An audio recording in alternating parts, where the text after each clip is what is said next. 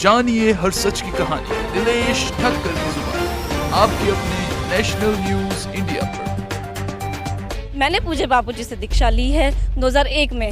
तब से मेरा अनुभव रहा है कि पूज्य बापूजी के आश्रम में जितनी भी बहनें हैं, महिलाएं हैं, उनको संयम की शिक्षा दी जाती है। महिलाओं के उत्थान के लिए, युवाओं के उत्थान के लिए और तो और बच्चों के लिए भी, बच्चों के लिए बाल संस्कार केंद्र चलाए जा रहे हैं। हाँ, जितनी भी महिलाएं आई हैं पूज्य बापूजी के समर्थन में, सब वेल एजुकेटेड हैं और सबको पता है कि पूज्य बापूजी निर्दोष हैं। तो यही चाहते हैं हमारे बापू को जल्दी से जल्दी रिहा किया जाए, बस यही प्रार्थना है हमारी।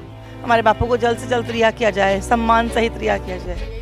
अगर पूज्य बापूजी निर्दोष नहीं होते तो ये महिलाएं आज इतने पढ़ी लिखी हैं, इनको समझ है कि क्या सही क्या गलत, तो वो यहाँ क्यों आती। वो इस केस को जल्दी से जल्दी रफा दफा किया जाए और पूज्य बापूजी को ससम्मान निर्दोष हमें हमारे आश्रम में यहाँ से इस जेल मंदिर से बाहर रिहा किया जाए, हमारी यही मांग है। और संत आसाराम बापूजी जो 11 साल से यहाँ कारागार में बंद हैं और उनकी रिहाई के लिए हमने जगह जगह मत्था टेका, सरकार से प्रार्थनाएं की, मगर कहीं भी हमारी सुनवाई नहीं हुई। और हम सभी साधक जो यहाँ पे आए हैं बापूजी से ही प्रार्थना करने के लिए आए हैं कि बापूजी अब आप ही हमारे रक्षक हैं। हमने सब जगह प्रार्थना की, किसी ने हमारी सुनवाई नहीं की, तो अभी आप हमारी रक्षा आप ही कर सकते हैं। देख रहे हैं कि बड़े बड़े नेता, अभिनेता, जिन लोगों पर भी ऐसे आरोप लगे, उन लोगों की रिहाई हो गई, लेकिन बापू की बात की जाए तो 11 सालों में 1 मिनट के लिए उनको इलाज कराने के लिए राहत नहीं। बिल्कुल सही कह रहे हैं आप। हमने देखा है सबके लिए बेल की सुविधा है, बापू के लिए जैसे ही कोई बात आती है सब अपनी आंख मूंद लेते हैं। पता नहीं क्यों, मेडिकल में खुश नहीं है, फिर भी इसको बलात्कार कर दिया गया है। और ये पॉक्सो एक्ट के अंदर जो इन्होंने बंद किया है, और कई लोग बरी भी हो रहे हैं इस एक्ट में, और फिर भी न जाना क्यों बापू को ऐसा कुछ भी किया नहीं, उसके बावजूद भी इतना बंद, इतनी सज़ा, 11 साल से बापूजी को जेल में रखा जा रहा है। कितना अन्याय है ये, सबसे इस धरती का सबसे बड़ा अन्याय माना जाएगा इसको। क्या कहोगे बहन, एक महिला ने आरोप लगाया, उसके बाद देख रहे काफ़ी महिलाएं आज संत आसाराम जी बापू के आप लोग समर्थन में खड़े हो। जोधपुर जेल के बाहर आकर आप लोग मत्था टेकते हो, दर्शन करते हो यहाँ बाहर। हम तो यही चाहते हैं हमारे बापू को जल्दी से जल्दी रिहा किया जाए, बस यही प्रार्थना है हमारी। और कुछ बोलने के लायक नहीं है, हमारे बापू जल्दी से जल्दी आ जाए बस। मतलब अभी भी विश्वास है बापू के प्रति उतने का उतना। हाँ। हम तो यही चाहते हैं हमारे बापू हमारे भगवान है, हमारे श्री कृष्ण भगवान धरती पे अवतार है हमारे बापू जी। हमारे बापू को जल्द से जल्द रिहा किया जाए, सम्मान सहित रिहा किया जाए, हम ये चाहते हैं।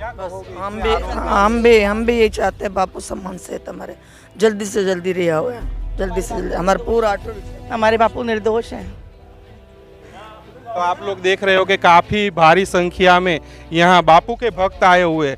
बहन देख रहे हैं, एक महिला ने आरोप लगाया, उसके बाद आज भी आप लोग बापू के समर्थन में हो। जी बिल्कुल, यहाँ जितनी भी महिलाएं आई हैं पूज्य बापूजी के समर्थन में, सब वेल एजुकेटेड हैं और सबको पता है कि पूज्य बापूजी निर्दोष हैं। अगर पूज्य बापूजी निर्दोष नहीं होते तो ये महिलाएं आज इतने पढ़ी लिखी हैं, इनको समझ है कि क्या सही क्या गलत, तो वो यहाँ क्यों आती। वो भी जयपुर से हम लोग आए हैं, सफ़र करके 8 घंटे का क्यों आए हैं, सिर्फ और सिर्फ पूज्य बापूजी के समर्थन में। अगर एक लड़की ने आरोप लगाया है तो लड़कियां तो बहुत सारी हैं, तो वो लोग कहती हैं कि बापूजी निर्दोष हैं। क्यों कहती हैं? क्योंकि उन्होंने देखा है, अनुभव किया है, उनका अनुभव है कितने सालों का। मैंने पूज्य बापूजी से दीक्षा ली है 2001 में। तब से मेरा अनुभव रहा है कि पूज्य बापूजी के आश्रम में जितनी भी बहनें हैं, महिलाएं हैं, उनको संयम की शिक्षा दी जाती है, उनको सत्य की राह पर चलाने की शिक्षा दी जाती है। और तो और महिलाओं की बात क्या, भाइयों को भी युवा सेवा संघ के तहत, युवा सेवा संघ हमारा एक ऐसा संघ है जहां युवा भाई लोग होते हैं, उनको ब्रह्मचर्य की शिक्षा दी जाती है, उनको एक अच्छी डेस्टिनेशन बताई जाती है कि आप लोगों को अपनी राह से, अपने रास्ते से नहीं भटकना है।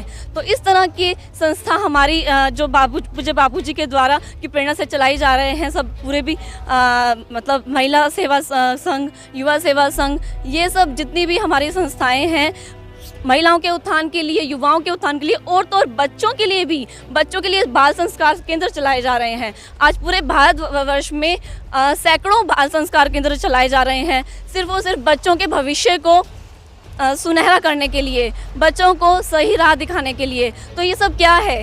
आप ही बताइए ये सब क्या है। क्या कहना चाहोगे, क्या मांग करना चाहोगे? हमारी यही मांग है कि इतने वर्ष हो गए हैं, इतने वर्ष में तो अगर 86 साल की उम्र बाबूजी की है तो 80 साल की उम्र के ऊपर तो प्रावधान बनता ही नहीं है जेल में किसी कैदी को भी रखने का। और पूज्य बाबूजी को तो निर्दोषता के तहत, मतलब पूज्य बाबूजी को किसी जो केस लगा है उस केस में तो बापूजी का अभी वो केस विचाराधीन चल रहा है। उसमें अभी ऐसा प्रूफ भी नहीं हुआ है कि लड़की ने भाई बापूजी के ऊपर जो इल्ज़ाम लगाया है कि भाई वो प्रूफ हो गया है, प्रूफ तो हुआ ही नहीं है। उसमें अगर आपको मतलब जो केस चल रहा है विचाराधीन है तो मेरी यही मांग है कि इस केस हम सब महिलाओं की यही मांग है कि इस केस को जल्दी से जल्दी रफा दफा किया जाए और पूज्य बापूजी को ससम्मान निर्दोष हमें हमारे आश्रम में, मतलब यहाँ से इस जेल मंदिर से बाहर रिहा किया जाए। हमारी यही मांग है। जानिए हर सच की कहानी दिनेश ठक्कर की जुबान, आपके अपने नेशनल न्यूज इंडिया पर।